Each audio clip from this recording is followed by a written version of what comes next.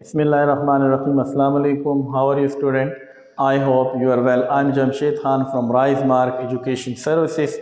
So we have chapter number 3, Physics class 9th, and we have example 3.3. पिछले दो videos में हमने example और असाइनमेंट 3.1 और 3.2 किए हैं। आज हमारे पास एग्जाम्पल है 3.3। एग्जाम्पल असाइनमेंट स्टूडेंट इसलिए इम्पोर्टेंट है कि न सिर्फ वो एग्जाम्पल असाइनमेंट सॉल्व होती है, लेकिन बल्कि उससे रिलेटेड जो टॉपिक है, जो लॉजिक है, वो भी आपका क्लियर हो जाता है, तो जिससे आपको ऐसे लो बेस टाइप क्वेश्चन को सॉल्व करने में आसानी होती है।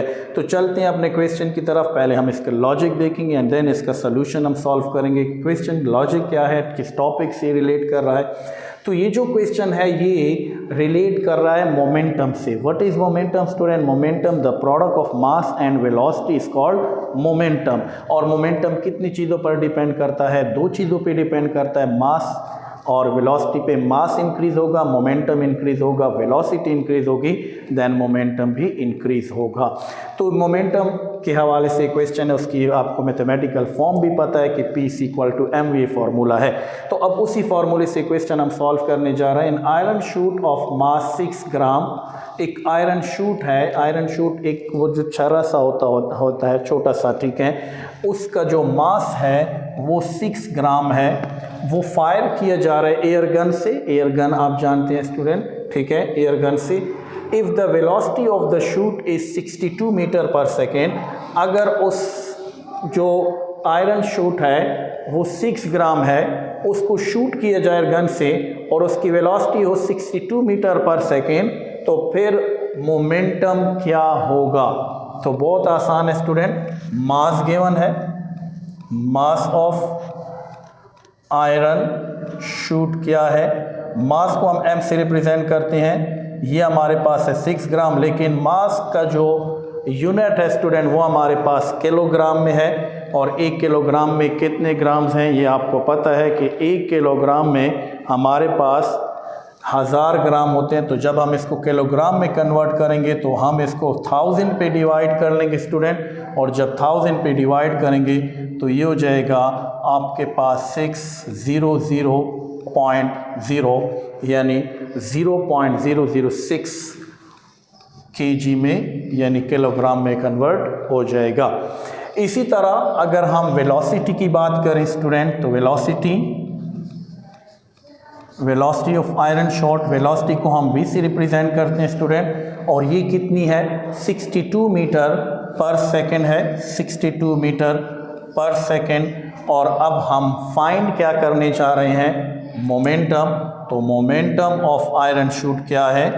Momentum of iron shoot, momentum को हम स्मॉल p से रिप्रेजेंट करते हैं स्टूडेंट, ये हम फाइंड करने जा रहे हैं। अब मोमेंटम को फाइंड करना आसान है अकॉर्डिंग टू मोमेंटम, या definition of momentum according to momentum, कि मोमेंटम किसकी इक्वल है? P = अगर इसकी डेफिनेशन देखें, the product of mass and velocity is called momentum. So इसके मैथमेटिकल फॉर्म है P = mv। अब m stand for mass and v stand for velocity. अब यहाँ पे मास भी गिवन है, वेलोसिटी भी गिवन है, तो मोमेंटम फाइंड हो सकता है। दोनों की वैल्यू पुट कर लें। मास की जगह मास की वैल्यू पुट कर लें 0.006 मल्टीप्लाई, वेलोसिटी की जगह उसकी वैल्यू पुट कर लें 62। जब आप इसको कैलकुलेट करेंगे स्टूडेंट, 0.006 मल्टीप्लाई 62, तो ये आपके पास आ जाएगा 0.372, और ये हमारे पास क्या है? मोमेंटम की वैल्यू है। और मोमेंटम का जो फॉर्म यूनिट है न्यूटन पर सेकेंड, ये आपके पास मोमेंटम फाइंड हो गया है। Assignment 3.3, the fastest recorded speed for a golf ball hit by a golfer. एक गोल्फ खेलने वाले प्लेयर ने एक गोल्फ के बॉल को हिट किया, तो उसकी जो फास्टेस्ट स्पीड थी वो रिकॉर्ड की गई है, वो कितनी है? 75.8 मीटर पर सेकेंड। तो ये स्टूडेंट जब स्पीड के साथ ये मूव कर रही है, ये उसकी क्या हो जाएगी? वेलोसिटी हो जाएगी 75.8 मीटर पर सेकेंड।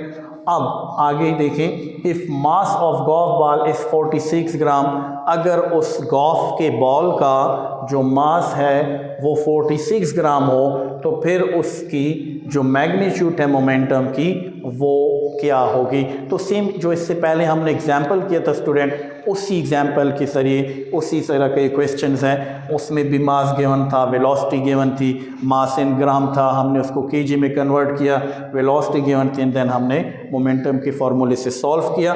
इसको भी वैसे ही सॉल्व करते हैं। यहाँ पे हमें पहले क्या गिवन है, वेलोसिटी गिवन है, तो आप लिख लें student velocity of golf ball, velocity of golf ball. तो जो गोल्फ बॉल की वेलोसिटी है वो है हमारे पास 75.8 मीटर पर सेकेंड। इसी तरह जो मास है, मास ऑफ गोल्फ बॉल, इसको हम m से रिप्रेजेंट करते हैं। ये हमारे पास है 46 ग्राम, लेकिन हम इसको केजी में कन्वर्ट करेंगे, किलोग्राम में, क्योंकि मास का हमारे पास जो स्टैंडर्ड यूनिट है वो केजी है। सो अगेन 1 किलोग्राम में 1000 ग्राम्स हैं, तो 1 फर्स्ट ज़ीरो की जगह 6 आ जाएगा, सेकंड ज़ीरो की जगह 4 आ जाएगा, ये ज़ीरो ऊपर आ जाएगा पॉइंट और ये ज़ीरो खुद लगाएं तो ये हो जाएगा 0.046 केजी हो जाएगा। और अब हम स्टूडेंट क्या फाइंड कर रहे हैं, momentum, the magnitude of momentum of जो गोल्फ बॉल है P से रिप्रेजेंट करते हैं, हमने फाइंड करना है। सो वहीं same according to definition of momentum, so mass, the product of mass and velocity is called momentum. So putting the value of mass, so we have the value of mass 0.046 and the velocity is 75.8. Now multiply 0.046 multiply 75.8, तो हमारे पास student आ जाएगा 3.4868 and Newton per second. This is the momentum of the ball. If a ball has 46 gram and its velocity 75.8 meter per second, then their momentum must be 3.488868 Newton per second. And example 3.5 3.4 से पहले हमने 3.5 इसलिए किया क्योंकि यहाँ पे जो है वो law of conservation of momentum हम पढ़ते हैं। सिंपल मोमेंटम हमने पढ़ा कि momentum is the product of mass and velocity. अब यहाँ पे कोलिजन है, हेड एंड कोलिजन, जहाँ पे मोमेंटम एंड काइनेटिक एनर्जी दोनों रिजर्व होते हैं। अब यहाँ पे एक चीज़ हम सीखेंगे, law of conservation of momentum की before momentum and after momentum हमेशा मोमेंटम क्या रहता है, कांस्टेंट रहता है। That is called law of conservation of momentum. तो उसी तरीके से हमने पहले 3.4 के एग्जाम्पल से पहले 3.5 एग्जाम्पल स्टार्ट कर लिया। चलते हैं क्वेश्चन की तरफ कि बॉल ए, एक बॉल ए है, ठीक है, ये बॉल ए है स्टूडेंट और एक बॉल बी है, ये आपस में टकराते हैं, ठीक है। अब एक का जो मास है वो m1 है, इसका मास m2 है, ये जिस वेलोसिटी के साथ मूव कर रहे हैं उसको u1 कहते हैं और ये u2 है। अब बिफोर कोलिजन ये आके क्या करते हैं, इनकी कुछ ना कुछ मोमेंटम होगा, ठीक है, आपस में टकराएंगे और टकराने के बाद जब ये टकराएंगे तो फिर इनकी जो वेलोसिटी है वो क्या हो जाएगी, चेंज हो जाएगी। मास तो वहीं रहेगा लेकिन वेलोसिटी चेंज हो जाएगी। लेकिन यहाँ पे law of conservation of momentum ये कहता है कि before collision of momentum and after collision of momentum, momentum हमेशा क्या रहता है, कांस्टेंट रहता है। That is called law of conservation of momentum. तो ये जो टॉपिक, ये जो हमारे पास न्यूमेरिकल है, ये उसी law of conservation of momentum से रिलेटेड है। अब यहाँ पे देखें, ball A having mass 0.05 kg, so mass of ball A लिख लें student, mass of ball A, इसको हम m1 से रिप्रेजेंट करते हैं, that is equal to 0.05 kg। अब इसकी जो वेलोसिटी है, ठीक है, velocity of ball A u1 is equal to क्या हमारे पास student, 0.50 metre per second, now head and collision, जब आपस में कोलिजन्स करते हैं, हेड एंड कोलिजन जहाँ पे मोमेंटम और काइनेटिक एनर्जी दोनों रिजर्व रहते हैं, तो बॉल बी का जो मास है, ठीक है, मास ऑफ बॉल बी का जो मास है m2 that is equal to हमारे पास 0.20 kg एंड यहाँ पे जो बॉल बी है इनिशियली किस में है स्टूडेंट, रेस्ट में है। So due to rest velocity of ball B ये क्या है u2, ये हमारे पास रेस्ट की वजह से 0 मीटर पर सेकेंड है। अब स्टूडेंट हमने आफ्टर कोलिजन्स के बाद ये जो बॉल ए है इसकी वेलोसिटी क्या हो जाएगी, velocity after collision, after collision velocity of ball A is equal to v1, ये है हमारे पास 0.30 metre per second, but after collision the velocity of ball B क्या है student, velocity of ball B v2 हमने क्या करना है, फाइंड करना है। तो यहाँ पे याद रखें कि हमारे पास क्या है, law of conservation of momentum, ठीक है, कि before collision and after collision momentum हमेशा क्या रहता है, कांस्टेंट रहता है। सो यहाँ पे अगर हम उस v1 प्लस m2 और ये बराबर होगा v2 के, यानी हमें पता है कि before collision m1 v1, after collision m2 v2 आपस में क्या होते हैं, बराबर होते हैं, ऑपोजिट होते हैं, आपस में बराबर होते हैं। सो m1 v1 m2 v2, again यहाँ पे क्या हो जाएगा student, m1 u1 plus m2 u2। So after collision and before collision momentum हमेशा क्या रहता है, कांस्टेंट रहता है स्टूडेंट। देखिए मैंने यहाँ पे पहले बता दिया था कि before collision m1 u1 product of mass and velocity, this is mass 1, ये पहला m1 है, दूसरा बॉडी m2 u2, ठीक है, ये आपस में टकराएंगे तो इनका बिफोर कोलिजन मोमेंटम आएगा।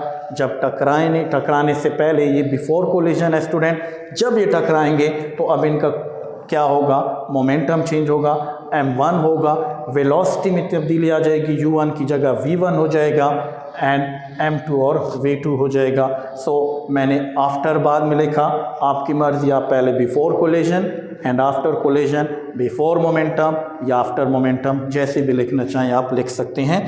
तो हमने इसलिए लिखा कि मैंने यहाँ पे v2 फाइंड करना है। तो अब क्या होगा स्टूडेंट, m2 v2 यहीं पे रह जाएगा, इधर आ जाएगा m1 u1 m2 u2 minus m1 v1 divided by, अब यहाँ से m2 को दोनों तरफ डिवाइड कर लें, cancel. So v2 is equal to m1 की वैल्यू है 0.05 मल्टीप्लाई u1 है 0.50 प्लस m2 की वैल्यू है 0.20 मल्टीप्लाई u2 की वैल्यू है 0 माइनस अगेन m1 की वैल्यू है 0.05 एंड v1 की वैल्यू है हमारे पास 0.30 डिवाइडेड बाई, अगेन क्या हमने m2 की वैल्यू क्या है 0.20। अब वैल्यू आपने ख्याल से लिखना है, अगर आपने गलती नहीं करनी तो देखें स्टूडेंट, 0.05 मल्टीप्लाई 0.50 को जब हम करेंगे तो आ जाएगा 0.025 हो जाएगा स्टूडेंट।